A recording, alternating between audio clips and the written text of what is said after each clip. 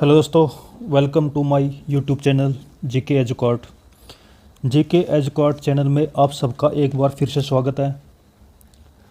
आज हम शुरू करने जा रहे हैं उद्योग का टॉपिक। ये मेरी भारतीय अर्थव्यवस्था की इस सीरीज का 21वां वीडियो है। इससे पहले मैं 20 वीडियो बना चुका हूँ जो कि लुसेंट जी के बुक की भारतीय अर्थव्यवस्था से संबंधित है। आप चाहे तो ये सब वीडियो मेरे डिस्क्रिप्शन में दिए हुए लिंक में जाके देख सकते हैं। आज का मेरा जो ये वीडियो रहेगा वो उद्योग जगत को लेकर रहेगा। उद्योग जगत में हम कवर करेंगे उद्योग के बारे में, उद्योग नीतियों के बारे में। महारत्न, नवरत्न, मिनी रत्न जैसी कंपनियां आपने सुनी होगी, उनको भी हम इस वीडियो में कवर करेंगे। उद्योग जगत शुरू करने से पहले मैं थोड़ा उद्योग जगत के बारे में बता देता हूँ कि उद्योग कहते किसे है। किसी विशेष क्षेत्र में बहुत कंपनियां मिलकर सामान का भारी मात्रा में निर्माण करती है, उत्पादन करती है, उसे उद्योग या इंडस्ट्री कहते हैं। जब बहुत सारी कंपनियां एक जैसे उत्पाद बहुत भारी मात्रा में उत्पाद करती है, उनका निर्माण करती है, मैन्युफैक्चर करती है, तो उसको हम उद्योग कहते हैं। उदाहरण के लिए जैसे कपड़े का उद्योग, सीमेंट का उद्योग, बिस्किट का उद्योग और टीवी, फ्रिज इत्यादि का उद्योग, ये सभी अपने अपने क्षेत्र के उद्योग होते हैं। जैसे बिस्किट की भी बहुत सारी कंपनियाँ होती है, Britannia biscuit, Parle-G, good day. उसी तरह भी टीवी, फ्रिज, टीवी की बहुत सारी ब्रांड है जैसे सैमसंग, एलजी, सोनी। इस तरह से बहुत सारी कंपनियां मिलकर एक जैसा प्रोडक्ट बहुत ही भारी मात्रा में उत्पादित करती है, मैन्युफैक्चर करती है। उस सबको मिला के उद्योग बोला जाता है, वो उस क्षेत्र का उद्योग है। इसके साथ औद्योगिक नीति के बारे में पढ़ लेते हैं कि उद्योग नीति क्या होती है, जिसको इंडस्ट्री पॉलिसी बोला जाता है। औद्योग नीति का अर्थ सरकार के उस निर्णयों और घोषणाओं से है जिसमें उद्योगों के लिए अपनाई जाने वाली नीतियाँ और पॉलिसी का उल्लेख किया जाता है। सरकार समय समय पर उद्योगों के लिए उद्योग ठीक ठाक चलते रहे, औद्योगिक नीति समय समय पर भारतीय सरकार के द्वारा लाई जाती है। तो स्वतंत्रता से लेकर आज तक औद्योगिक विकास के लिए भारतीय सरकार ने निम्नलिखित प्रमुख औद्योगिक नीतियाँ घोषित की। वैसे तो बहुत सारी औद्योगिक नीति घोषित की है, लेकिन मेन जो है, जो काफ़ी फेमस रही है, जो काफ़ी चर्चा में रही है, वो है पहली औद्योगिक नीति। पहली जो औद्योगिक नीति आई थी वो थी 1948 में। 6 अप्रैल 1948 को उसको लागू किया गया था। दूसरी औद्योगिक नीति आई थी 1956 ईस्वी में। 30 अप्रैल 1956 को इसको लागू किया गया था। तीसरी औद्योगिक नीति आई थी 1991 ईस्वी में। इसको 24 जुलाई 1991 में लागू किया गया था। और तीसरी औद्योगिक नीति को नई आर्थिक नीति बोल दिया जाता है। एलपीजी मॉडल के बारे में आपने सुना होगा। लिबरलाइजेशन, प्राइवेटाइजेशन और ग्लोबलाइजेशन, उदारीकरण, निजीकरण, वैश्वीकरण के बारे में सुना होगा। ये काफ़ी फेमस है। इससे जुड़ा क्वेश्चन कई बार कंपटीशन एग्जाम में पूछ लिया जाता है। एलपीजी की फुल फॉर्म और ये कब लागू की गई थी, तो ये कब लागू की गई थी 1991 ईस्वी में। तो दोस्तों, ज़्यादा देर न करते हुए शुरू कर देते हैं। आज का हमारा टॉपिक जो है उद्योग।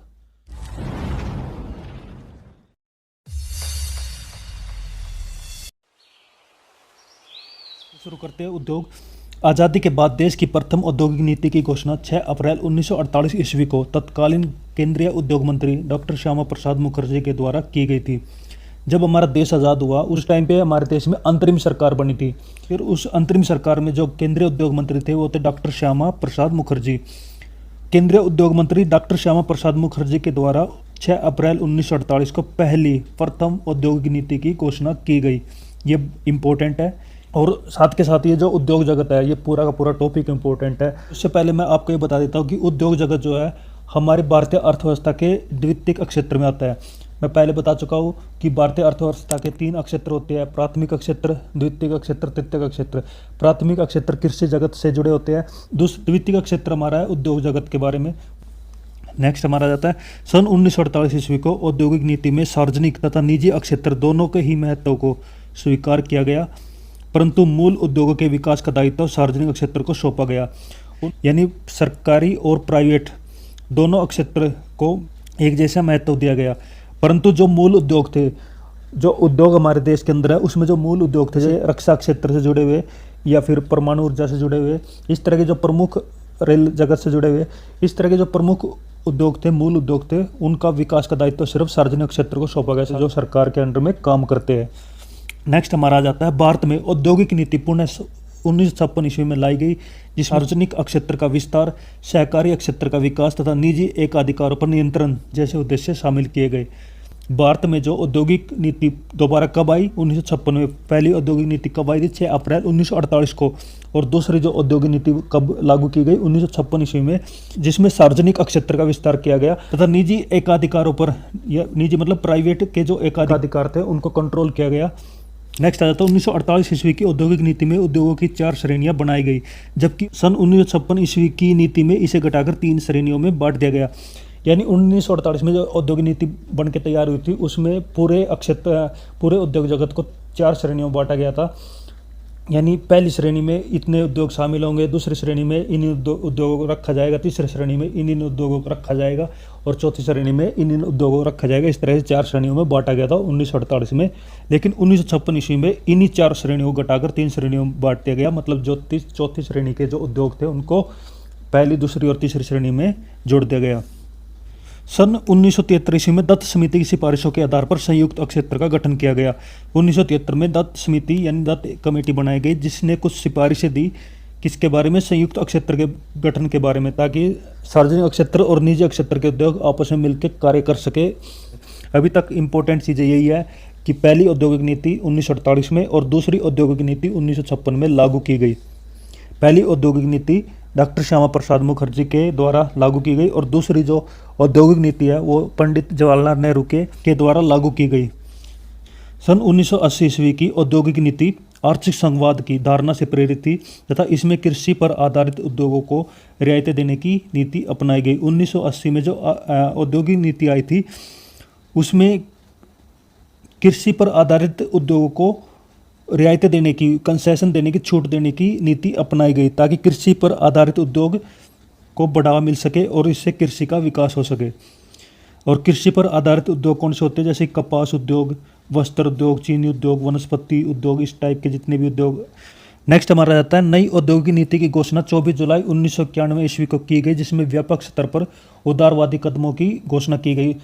अब हमारी नई औद्योगिक नीति आ जाती है, जिसकी घोषणा 24 जुलाई 1991 ईस्वी में की गई। उस समय देश के प्रधानमंत्री पीवी नरसिम्हा राव थे और हमारे जो फाइनेंस मिनिस्टर यानी वित्त मंत्री मनमोहन सिंह थे, जिन्होंने बहुत ही कड़े कदम उठाए थे 1993 ईस्वी में, जब भारत की अर्थव्यवस्था लगभग डूब चुकी थी।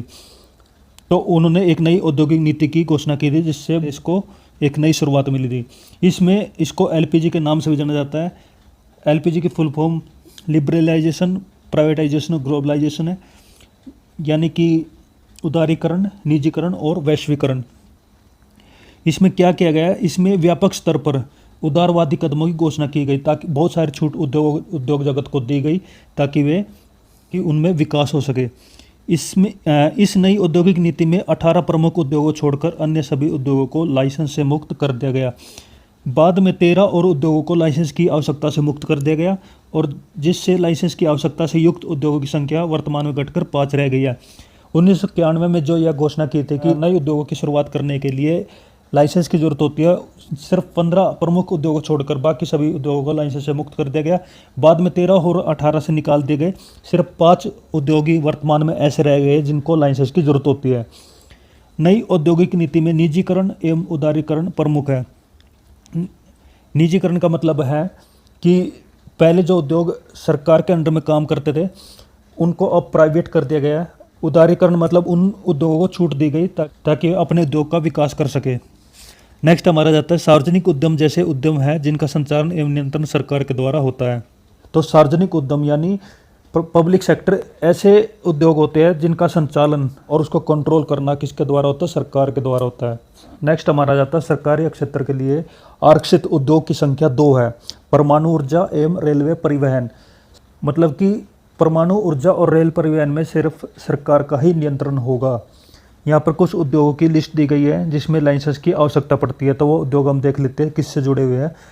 पहला जाता है अल्कोहल युक्त पेयों का आसवन व इससे शराब बनाना।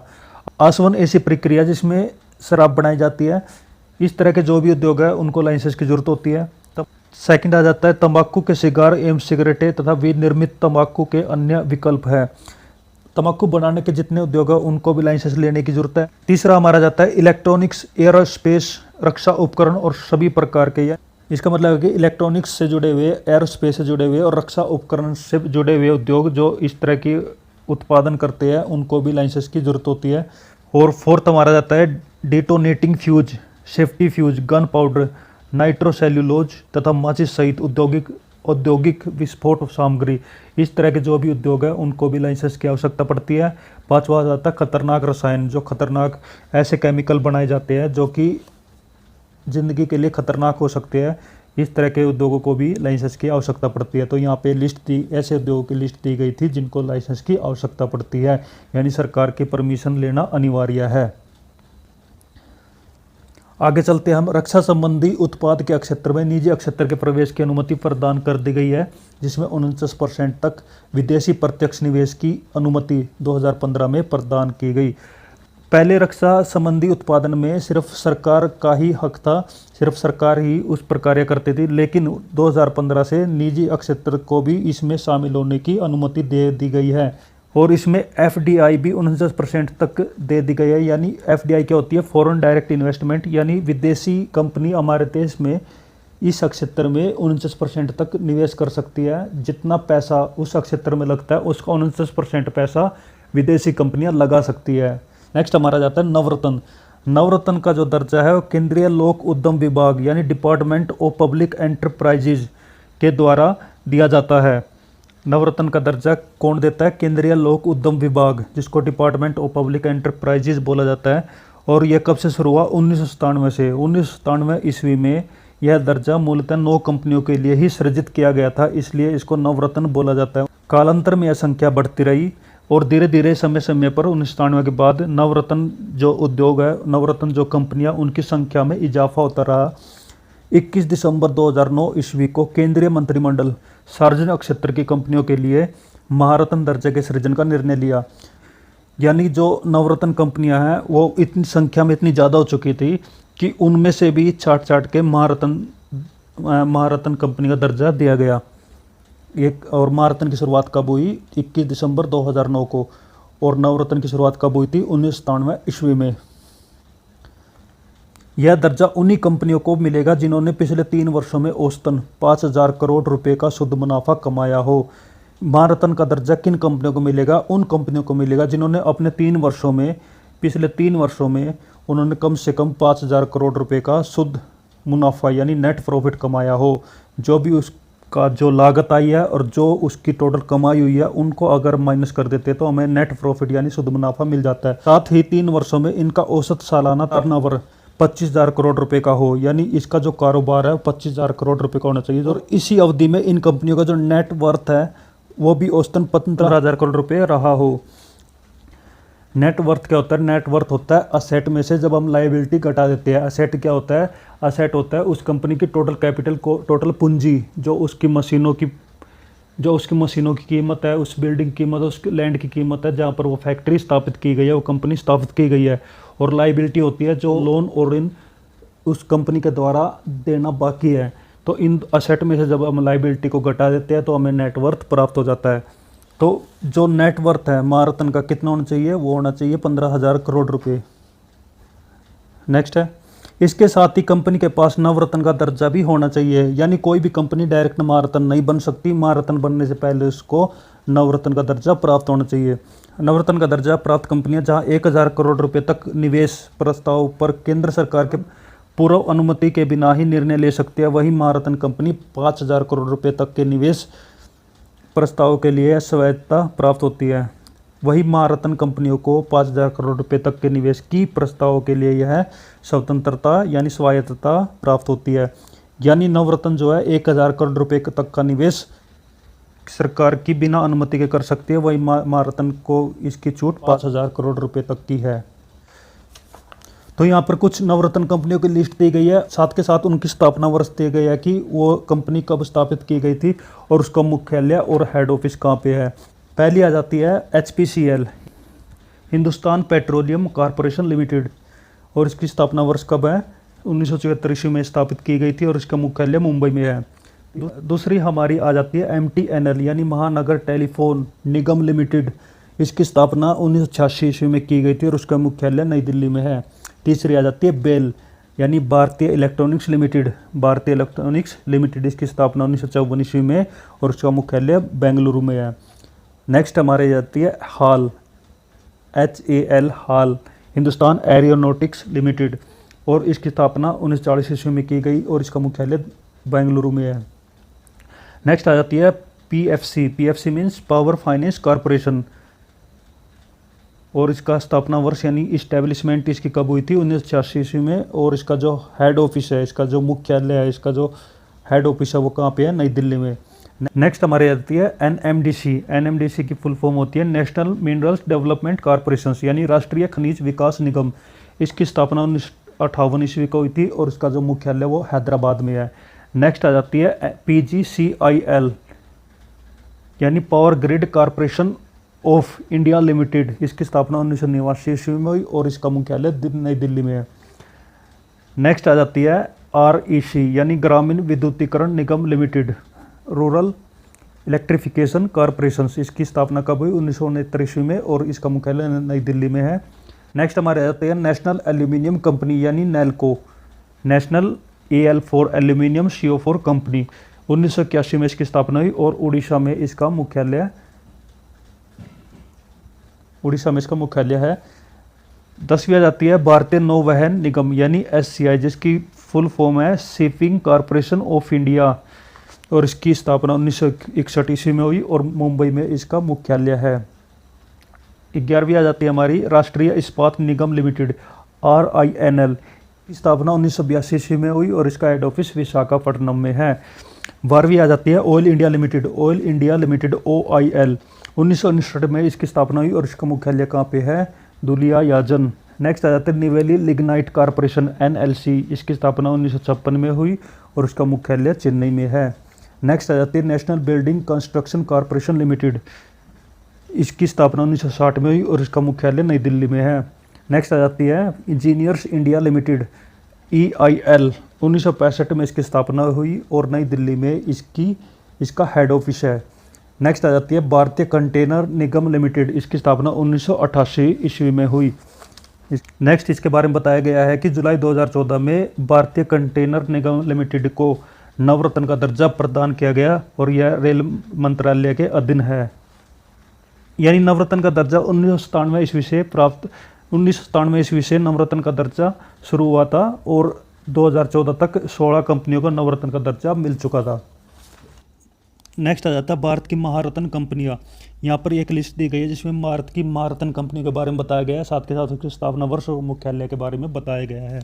ये पहला आ जाता है NTPC। NTPC means national thermal power corporation, और इसको हिंदी में बोला जाता है राष्ट्रीय ताप विद्युत निगम।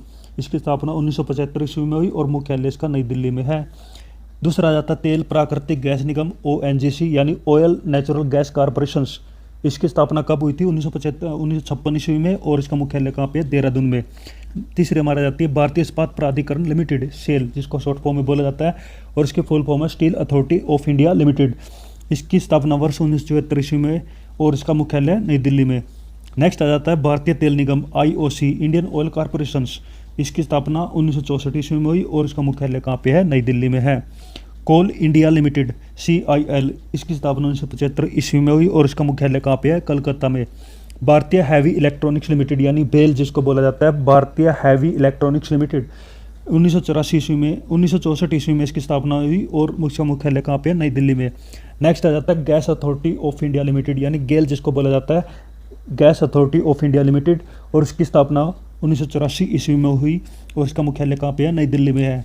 लास्ट हमारा ये आ जाती है BPCL, भारतीय पेट्रोलियम कॉरपोरेशन लिमिटेड। इसकी स्थापना 1973 ईस्वी में हुई और इसका मुख्यालय कहाँ पर है? मुंबई में। दिया गया है यहाँ पे जो सीक्वेंस जो इन कंपनियों का दिया गया है उसको उस हिसाब से उनको महारत्न कंपनी का दर्जा दिया गया।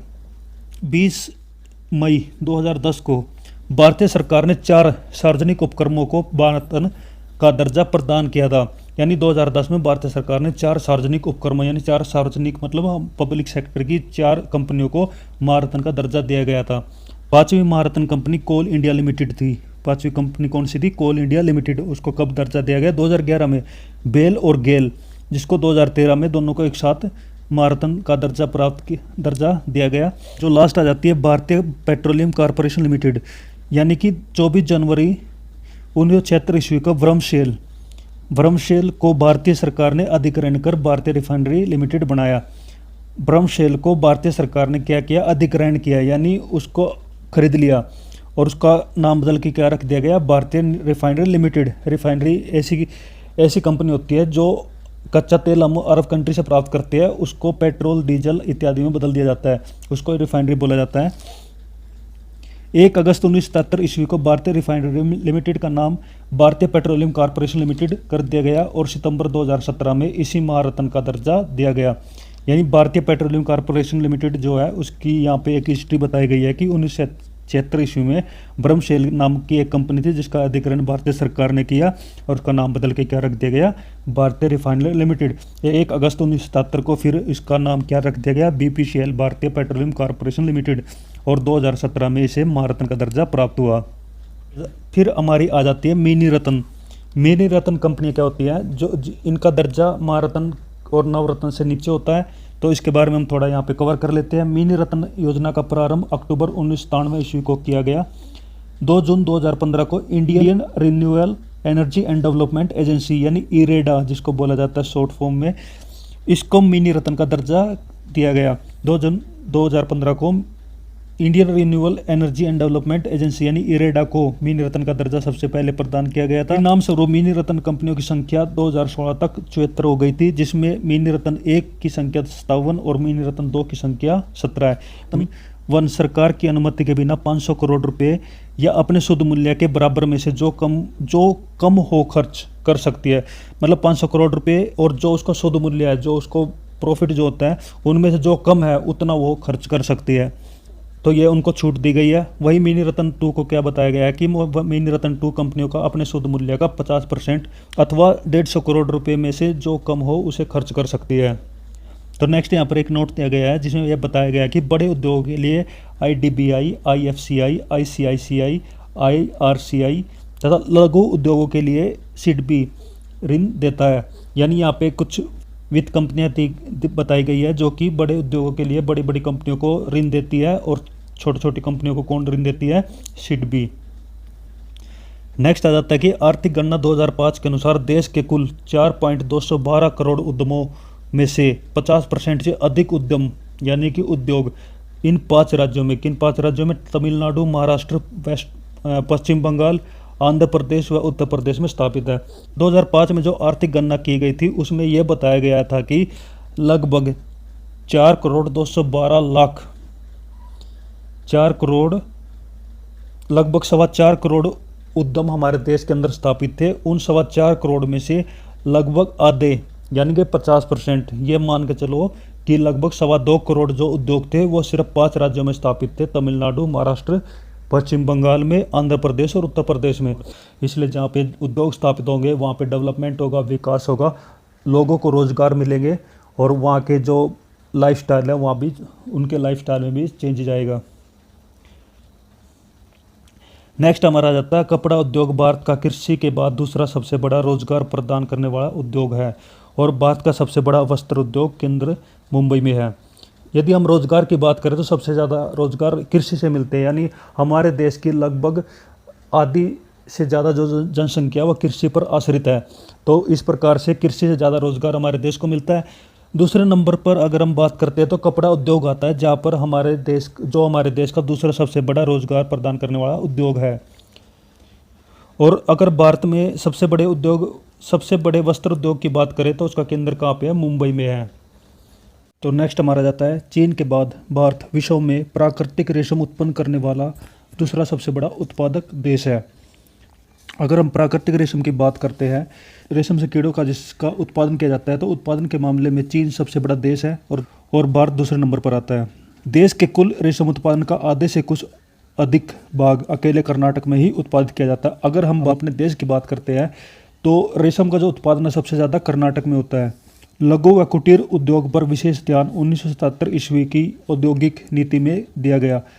लघु और कुटीर उद्योग ये बहुत ही छोटे उद्योग होते हैं और इनके विकास के लिए भारतीय सरकार ने औद्योगिक नीति के द्वारा 1977 में इनके ऊपर ध्यान दिया गया। तो इसके लिए क्या किया गया, जिला उद्योग केंद्रों की स्थापना 1977 ईस्वी में की गई। जिला उद्योग केंद्र ये ऐसे उद्योग केंद्र होते हैं जो लघु व कुटीर उद्योगों पर ध्यान देते हैं, उनके विकास के बारे में सोचते हैं, उनके विकास के बारे में प्लानिंग करते हैं। इस समय देश के अंदर 422 जिला उद्योग केंद्र है। हमारे देश के अंदर 422 जिला उद्योग केंद्र है। लघु उद्योग को वित्त प्रदान करने के उद्देश्य से 1990 में सिडबी अर्थात भारतीय लघु उद्योग विकास बैंक की स्थापना की गई है। सिडबी एक ऐसा बैंक है जो लघु व कुटीर उद्योगों को लोन देता है और इसकी स्थापना 1990 ईस्वी में की गई। ये इंपॉर्टेंट है। नेक्स्ट हमारा जाता है निजीकृत की गई सार्वजनिक क्षेत्र की कंपनियां। यहाँ पर ऐसी कंपनियों के बारे में बताया गया है जो पहले सार्वजनिक क्षेत्र में आती थी और अब उनका निजीकरण कर दिया गया, यानी उनका प्राइवेटाइजेशन कर दिया गया, वे अभी प्राइवेट हो गई है। तो हम पढ़ लेते हैं कि वो कौन कौन सी कंपनियां थी। तो लेफ्ट साइड में दिया हुआ है सार्वजनिक कंपनियां और राइट साइड के कॉलम में है निजी क्षेत्र की जिस कंपनी को बेचा गया। निजी क्षेत्र की कंपनी को बेच दिया गया सार्वजनिक कंपनी को। कैसे? मॉडर्न फूड एंड इंडस्ट्रीज, ये हिंदुस्तान लीवर लिमिटेड कंपनी को बेचा गया। बाल्को जो कि सार्वजनिक कंपनी थी, इसको किसने खरीदा? स्टरलाइट इंडस्ट्रीज ने। सीएमसी टाटा सन्स ने। हिंदी टेलीप्रिंटर्स HFCL। विदेश संचार निगम लिमिटेड टाटा समूह की पेनाटोन फिनवेस्ट ने। IBP लिमिटेड जिसको खरीदा भारतीय तेल निगम कंपनी ने। पारादीप फास्फेट्स लिमिटेड जिसको जुआरी मावरक फास्फेट्स प्राइवेट लिमिटेड कंपनी ने खरीदा। तो ये कुछ खास इंपॉर्टेंट नहीं है। नेक्स्ट चलते हैं। आबाद हुसैन समिति लघु उद्योगों में सुधार संबंध है। ये एक समिति बताई गई है जिसका मुख्य काम था लघु उद्योगों में विकास करना। लघु उद्योग वैसे उद्योग है जिसमें अधिक से अधिक 1 करोड़ रुपए का निवेश हुआ हो। लघु उद्योग उन उद्योगों को कहा जाता है जिसमें निवेश, जिसमें इन्वेस्टमेंट, जिस उद्योग को चलाने के लिए कम से कम 1 करोड़ रुपए का खर्च किया हो। अधिक से अधिक 1 करोड़ रुपए का खर्च किया हो या निवेश किया हो। कुटीर उद्योग की अधिकतम निवेश सीमा 25 लाख रुपये। अगर हम कुटीर उद्योग की बात करते हैं तो उसकी निवेश सीमा 25 लाख रुपये है। सुमाकरन की प्रसिद्ध पुस्तक स्मॉल इज ब्यूटीफुल लघु उद्योगों की उपयोगी पुस्तक पर महत्वपूर्ण बहुचर्चित पुस्तकें हैं। ये कोई लेखक का नाम दिया गया है जिसकी बुक है स्मॉल इज ब्यूटीफुल। वो किस पर आधारित है? जो हमारे लघु उद्योग है उनकी भूमिका पर आधारित ये बुक है।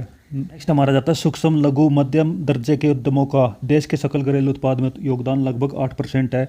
विनिर्मित उत्पादों में 45% तथा निर्यातों में 40% रहा है। सूक्ष्म लघु और मध्यम दर्जे के उद्योगों की अगर हम बात करते हैं देश की जीडीपी में इनका योगदान लगभग 8% है। हमारे देश में जो आय अर्जित की जाती है उसमें 8% इन उद्योगों के द्वारा कमाए जाते हैं। विनिर्मित उत्पादों में यानी मैन्युफैक्चरिंग जो प्रोडक्ट होते हैं जहाँ पे मैन्युफैक्चरिंग की जाती है उसमें सूक्ष्म लघु और मध्यम दर्जे के उद्योगों का योगदान 45% है। तथा निर्यातों में अगर बात करें जो हमारे देश से निर्यात किए जाते हैं, एक्सपोर्ट किए जाते हैं, उसमें 40% है। नेक्स्ट आ जाता है MSME की चौथी अखिल भारतीय संगणना के अनुसार इसमें 6 करोड़ लोग रोजगार में है और इसमें से 28% इकाइयाँ विनिर्माण तथा 72% सेवा क्षेत्र में थी। MSME की अगर हम बात करते हैं तो उसकी फुल फॉर्म है माइक्रो स्मॉल मीडियम एंटरप्राइजेज, जिसको हिंदी में बोला जाता है सूक्ष्म लघु एवं मध्यम दर्जे के उद्यम या उद्योग। MSME की जो गणना की गई उसके अनुसार 6 करोड़ लोग सूक्ष्म लघु और मध्यम दर्जे के जो उद्योग है इन उद्योगों में काम करते हैं। इनमें से 28% इकाइयाँ विनिर्माण तथा 72% सेवा क्षेत्र में है। नेक्स्ट हमारा जाता है लघु उद्योग विकास संगठन यानी small industries development organisation SIDO जिसको बोला जाता है। यह केंद्रीय उद्योग मंत्रालय के अधीन में आता है तथा इसका मुख्य अधिकारी विकास कमिश्नर होता है। जो लघु उद्योग विकास संगठन है ये एक ऐसा ऑर्गेनाइजेशन है, ऐसा संगठन है जो केंद्रीय उद्योग मंत्रालय के अधीन आता है। और केंद्रीय उद्योग मंत्रालय का जो मिनिस्टर है यानी केंद्रीय उद्योग मंत्री जो है हमारा वो है पीयूष गोयल। और इसका जो मुख्य अधिकारी जो होता है, इसका जो चीफ हेड जो होता है वो है विकास कमिश्नर होता है। यह लघु उद्योगों के संबंध में नीति निर्धारक, समन्वयक तथा नायक एजेंसी के रूप में काम करती है। ये जो संगठन है, ये संगठन जो है लघु उद्योगों के विकास के लिए काम करती है, उसके लिए नीति बनाती है, कानून कायदे बनाती है ताकि लघु उद्योग ठीक ठाक से चलते रहे और उनका विकास होता रहे। इसकी स्थापना 1954 ईस्वी में हुई। किसकी? लघु उद्योग विकास संगठन की स्थापना 1954 ईस्वी में हुई। तो नेक्स्ट हमारा आ जाता है राष्ट्रीय लघु उद्योग निगम नेशनल स्मॉल इंडस्ट्रीज कॉरपोरेशन, जिसको शॉर्ट फॉर्म में NSIC बोला जाता है। इसकी जो स्थापना 1955 ईस्वी में हुई। इसका जो मुख्य कार्य है वो किराया क्रय पद्धति पर छोटे उद्योगों को मशीनरी उपलब्ध कराना है। यानी ये छोटे छोटे उद्योगों को लोन देती है ताकि वे अपनी ज़रूरत के हिसाब से मशीनें खरीद सके। इन दोनों के अतिरिक्त देश में 3 राष्ट्रीय स्तर के उद्यमशीलता एवं लघु विकास संस्थान है। ये हमने जो 2 संगठन के बारे में बात की है, इनके अलावा 3 और ऐसे संस्थान हैं जो राष्ट्रीय स्तर पर लघु उद्योगों के विकास के लिए कार्य करते हैं। वो कौन से है वो देख लेते हैं। फर्स्ट है भारतीय उद्यमशीलता संस्थान जो कि गुवाहाटी में है। दूसरा जाता है राष्ट्रीय उद्यमशीलता एवं लघु विकास व्यापार संस्थान, ये नोएडा में है। और तीसरा जाता है राष्ट्रीय लघु उद्योग विस्तार प्रशिक्षण संस्थान, जो कि हैदराबाद में है। भारतीय लघु उद्योग विकास बैंक सिडबी, जिसको हमने ऊपर कवर किया है, उसके बारे में हम यहाँ पर देख लेते हैं। क्या बताया गया है कि इसने अपना जो कार्य है 2 अप्रैल 1990 से करना शुरू किया। यह इंपॉर्टेंट है। सिडबी कब से स्टार्ट हुआ? 1990 ईस्वी से। इसका जो मुख्यालय है, इसका जो हेड ऑफिस है वो लखनऊ में है। इसकी जो समता पूंजी है, इसकी जो कैपिटल है वो है 250 करोड़ रुपये, जिसमें ये लघु उद्योगों के विकास के लिए कार्य करती है, उन्हें लोन देती है ताकि लघु उद्योग का विकास हो सके। या उन सभी संस्थाओं के कार्यों में समन्वय स्थापित करने के लिए कार्य करते हैं जो लघु उद्योगों के परिवर्तन में जुटे हैं। तो यह लघु उद्योगों के विकास के लिए कार्य करता है सिडबी बैंक। और जो बड़े उद्योग जो होते हैं उनके लिए कौन से बैंक कार्य करते हैं? IDBI, IFCI, ICICI, IRCI। तो नेक्स्ट आ जाता है औद्योगिक रुग्णता यानी इंडस्ट्रियल सिकनेस। ये इंपॉर्टेंट है, इसके बारे में पढ़ लेते हैं। और ये क्या चीज़ होती है हम देख लेते हैं। कुछ कंपनियां, कुछ उद्योग ऐसे होते हैं जो किसी कमी के चलते, किसी कारणवश उनको नुकसान झेलना पड़ता है, उनको बहुत ही ज़्यादा हानि हो जाती है, जिसके कारण उनका दिवालिया तक निकलने की नौबत आ जाती है। तो उनके बारे में यहाँ पर बताया गया है कि किसी कंपनी को रुग्ण औद्योगिक कंपनी तब कहा जाएगा जब विगत लगातार 4 वर्षों में से किसी एक या अधिक वर्षों में वित्तीय वर्ष के अंत में इसकी संचित हानि इसकी नेटवर्थ का 50% या उससे अधिक हो, अथवा जो लगातार 3 तिमाहियों तक अपने ऋणदाताओं को अपने देयताओं का भुगतान करने में असफल रही हो। रुग्ण औद्योगिक कंपनी उस कंपनी को कहा जाता है जो अपने लगातार 4 वर्षों से उसने 50% से ज़्यादा घाटा झेला हो, जो उसका जो कैपिटल है, उसकी जो पूंजी है, 50% से ज़्यादा घाटा उसको हर वर्ष हुआ हो लगातार 4 वर्षों से, या फिर 3 तिमाहियों से। तिमाही मतलब 3 मंथ के एक ग्रुप को तिमाही बोला जाता है। और 3 मंथ से हर जो उद्योग है, हर जो कंपनी है, उसका रिजल्ट हर तिमाही में आता है। और पिछले 3 तिमाही में अगर उसको लगातार नुकसान हुआ है, उसके जो लेनदार हैं उनको वो पेमेंट करने में फेल रही हो, ऐसी कंपनियों को रुग्ण औद्योगिक कंपनी कहा जाता है। नेक्स्ट आ जाता है औद्योगिक रुग्णता के संबंध में 1985 ईस्वी में नारायण दत्त तिवारी समिति की सिफारिश पर रुग्ण औद्योगिक कंपनी अधिनियम यानी सिक इंडस्ट्रियल कंपनीज एक्ट सिक का पारित किया। औद्योगिक रुग्णता के विकास के लिए, ताकि कंपनियों को ज़्यादा घाटा न झेलना पड़े और इस तरह की अगर नौबत आ जाती है उनके लिए क्या कदम उठाए जाने चाहिए, इसके लिए एक समिति बनाई गई जिसका नाम था नारायण दत्त तिवारी समिति। लेते हैं जनवरी 1987 ईस्वी में औद्योगिक एवं वित्तीय पुनर्निर्माण बोर्ड यानी board for industrial and financial reconstruction, जिसको शॉर्ट फॉर्म में BIFR यानी BIFR बोला जाता है, उसकी स्थापना की गई, जो कि मई 1987 से प्रभावी हुआ। यानी एक बोर्ड का गठन किया गया, एक संस्था का गठन किया गया जिसका नाम था औद्योगिक एवं वित्तीय पुनर्निर्माण। ये इन रुग्ण कंपनी की तरफ ध्यान देंगे और उसके पुनर्निर्माण के लिए, उनके रिकंस्ट्रक्शन के लिए कुछ कदम उठाएंगे। नेक्स्ट आ जाता है 1993 ईस्वी में गठित ओंकार गोस्वामी समिति ने BIFR की भूमिका में परिवर्तन की बात की। वही बालकृष्ण इराडी समिति ने BIFR को समाप्त करने तथा राष्ट्रीय कंपनी लॉ ट्रिब्यूनल यानी नेशनल कंपनी लॉ ट्रिब्यूनल, जिसको शॉर्ट फॉर्म में NCLT बोला जाता है, की स्थापना का सुझाव दिया। उसके बाद क्या कि समय समय पर समितियाँ गठित होती रही, उन्होंने अपने सुझाव दिए, किसी ने उसके फेवर में सुझाव दिए, किसी ने उसके अनफेवर में यानी उसके अगेंस्ट में सुझाव दिए। ऐसे ही एक ओंकार गोस्वामी समिति गठित की गई 1993 में, जिसने जो पुरानी जो बोर्ड था उसके परिवर्तन की बात की, उसमें कुछ चेंजेस किए जाए। उसके बाद कृष्ण इराडी समिति का गठन हुआ, जिसने उस समिति को ख़त्म करके, उस बोर्ड को ख़त्म करके उसकी जगह किसी नए कानून को लाने का सुझाव दिया, जिसका नाम था NCLT यानी national company law tribunal. NCLT को यह शक्ति प्राप्त है कि वह रुग्ण कंपनियों में जांच के बारे में कारगर व्यवस्था करे तथा निवारण हेतु आवश्यक कार्रवाई करे। यानी NCLT पहले तो ये चेक करेगी जो रुग्ण कंपनी है जिसको नुकसान हो चुका है, जिसको चलाना मुश्किल है, उसके पीछे क्या कारण रहा है, उसके बारे में वो जांच करे। और साथ के साथ अगर उसका कुछ किया जा सकता है कि उसको दोबारा से चालू किया जा सकता है, तो इस तरह की वो कार्रवाई करे। यदि रुग्ण इकाइयों का उद्धार संभव नहीं है तो उनके लिए पुनर्गठित के यथास्थिति आदेश पारित करे। यदि रुग्ण कंपनियों का विकास संभव नहीं है तो या तो उनको किसी दूसरी कंपनी में मिला दिया जाए, उसका विलय कर दिया जाए, या पुनर्गठन किया जाए, या फिर से उसको दोबारा गठित किया जाए। साथ के साथ यहाँ पे एक इम्पोर्टेंट नोट दिया गया है जो कि मोस्ट इम्पोर्टेंट है, आजकल ये कंपटीशन एग्जाम में ज़्यादा पूछा जाता है कि मेक इन इंडिया कार्यक्रम। मेक इन इंडिया कार्यक्रम क्या है कि देश को विश्व का पसंदीदा मैन्युफैक्चरिंग हब बनाकर औद्योगिक विकास की गति तेज करने के लिए मेक इन इंडिया कार्यक्रम की शुरुआत प्रधानमंत्री नरेंद्र मोदी ने 25 सितंबर 2014 को की। मेक इन इंडिया का प्रतीक कोक से बने शेर है। तो हमारे देश को विश्व का पसंदीदा मैन्युफैक्चरिंग हब बनाने के लिए, यानी दूसरे देश की कंपनियां हमारे देश में आके मैन्युफैक्चर करें, अपने प्रोडक्ट तैयार करें, इस तरह के विकास को गति देने के लिए मेक इन इंडिया कार्यक्रम की शुरुआत की। और इसकी शुरुआत किसने की थी? प्रधानमंत्री नरेंद्र मोदी ने। जिस साल नरेंद्र मोदी भारत के प्रधानमंत्री बनकर आए थे उसी साल इस कार्यक्रम की शुरुआत हुई थी, यानी 25 दिसंबर 2014 को। ये इम्पोर्टेंट है। और मेक इन इंडिया का जो प्रतीक है वो है कोक्स से बने शेर। कोक्स के होते हैं, ये कलपुर्चे होते हैं जिसको जोड़ जोड़ के एक सिंबल तैयार किया मेक इन इंडिया का। नेक्स्ट हमारा जाता है रुगन कंपनी के पुनर्वास हेतु कंपनी एक्ट में संशोधन के द्वारा पुनर्वास विधि की स्थापना की गई, जिसका निर्माण कंपनियों की वार्षिक बिक्री या सकल प्राप्ति पर 0.5 से लेकर 1% उपकर के द्वारा होगा। एक कंपनी एक्ट लागू किया गया जिसके द्वारा यह बताया गया कि किसी रुकन कंपनी को दोबारा स्थापित करने के लिए जो फंड की जरूरत होगी, जो पैसों की जरूरत होगी, वो कैसे प्राप्त होगी? दूसरी कंपनियों से 0.5 से लेकर 1% उपकर लगाकर जो उनसे कर वसूला जाता है, उस कर पे 1% और एक्स्ट्रा कर लगा के उससे जो फंड तैयार होगा, उससे जो पैसा तैयार होगा, उसको रुकन हुई कंपनियों के विकास में यूज किया जाएगा, इस्तेमाल किया जाएगा।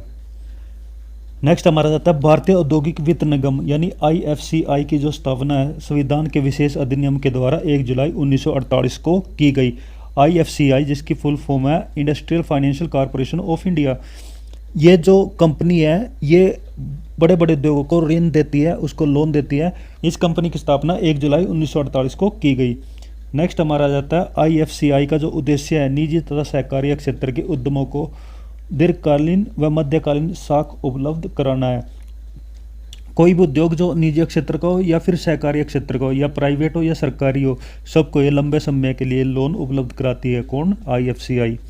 नेक्स्ट आ जाता है ICICI अर्थात भारतीय औद्योगिक साख एवं निवेश निगम लिमिटेड की स्थापना 1955 ईस्वी में भारतीय कंपनी अधिनियम के अंतर्गत की गई।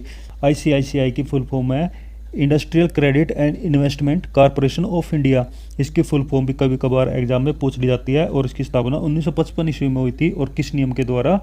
भारतीय कंपनी अधिनियम के द्वारा। नेक्स्ट हम देख लेते हैं कि ICICI का जो कार्य है वो निजी क्षेत्र में स्थापित होने वाले उद्यमों की स्थापना, विकास और आधुनिकीकरण में सहायता करना है। यानी निजी क्षेत्र में यानी प्राइवेट सेक्टर में जो उद्योगों की जो स्थापना की जाती है उनके विकास के लिए और उनके आधुनिकीकरण के लिए, आधुनिकीकरण मतलब मॉडर्नाइजेशन के लिए, समय समय पर मॉडर्नाइजेशन करने के लिए ICICI कार्य करती है। औद्योगिक वित्त के क्षेत्र में भारतीय औद्योगिक विकास बैंक का स्थान सबसे ऊंचा है। यहाँ पे IDBI बैंक की बात हो रही है यानी industrial development bank of India, जो औद्योगिक वित्त के लिए सबसे उच्च स्थान पर आता है। आज की वीडियो का हमारा लास्ट आ जाता है एक नोट जो दिया गया है कि आर्थिक समीक्षा 2015-16 के अनुसार देश की GDP में औद्योगिक क्षेत्र का अंश 2011-12 में लगभग 27.3% था। वर्ष 2018-19 के लिए 31.48% अनुमानित किया गया। अगर हम GDP की बात करते हैं, GDP में 2015-16 में औद्योगिक क्षेत्र का जो 27.3% था और अगर हम 2018-19 की बात करते हैं तो ये बढ़ के अभी कितना हो गया है? 31.48%। तो ये आज का हमारा जो वीडियो था हम यहीं पर समाप्त करते हैं। इसमें हमने उद्योगों के बारे में कवर किया है, साथ के साथ हमने इसमें महारत्न कंपनियों के बारे में पढ़ा, उसके बाद नवरत्न मिनी रत्न कंपनियों के बारे में पढ़ा और साथ के साथ हमने क्या क्या कवर किया है, लघु उद्योग और उच्च उद्योगों के बारे में हमने पढ़ा, लघु और मध्यम उद्योगों के बारे में पढ़ा और कौन कौन से संस्थान उनकी सहायता करते हैं, कौन से बैंक लघु उद्योगों को लोन देते हैं और कौन से बैंक बड़े बड़े उद्योगों को लोन देते हैं, वो सब हमने इस वीडियो में कवर किया है। तो आज की वीडियो हम यहीं पर ख़त्म करते हैं। इसके बाद एक वीडियो और बनेगी जिसमें हम बाकी बचा हुआ उद्योग का पार्ट कवर करेंगे। तो दोस्तों आपको ये वीडियो कैसे लगी कमेंट करके ज़रूर बताइए और साथ के साथ अगर आपको वीडियो अच्छी लगती है, आपकी समझ में अगर मेरा पढ़ाया कुछ आता है तो इसको लाइक कर देना और अपने दोस्तों के साथ शेयर करना जो कंपटीशन एग्ज़ाम की तैयारी करते हैं। तो दोस्तों खेलते रहिए, मुस्कुराते रहिए और अच्छे से पढ़ाई करिए। ताकि सब अच्छे से जल्दी जल्दी सक्सेस हो सके। तो बेस्ट ऑफ लक सभी को। Thank you. जय हिंद, जय भारत, वंदे मातरम।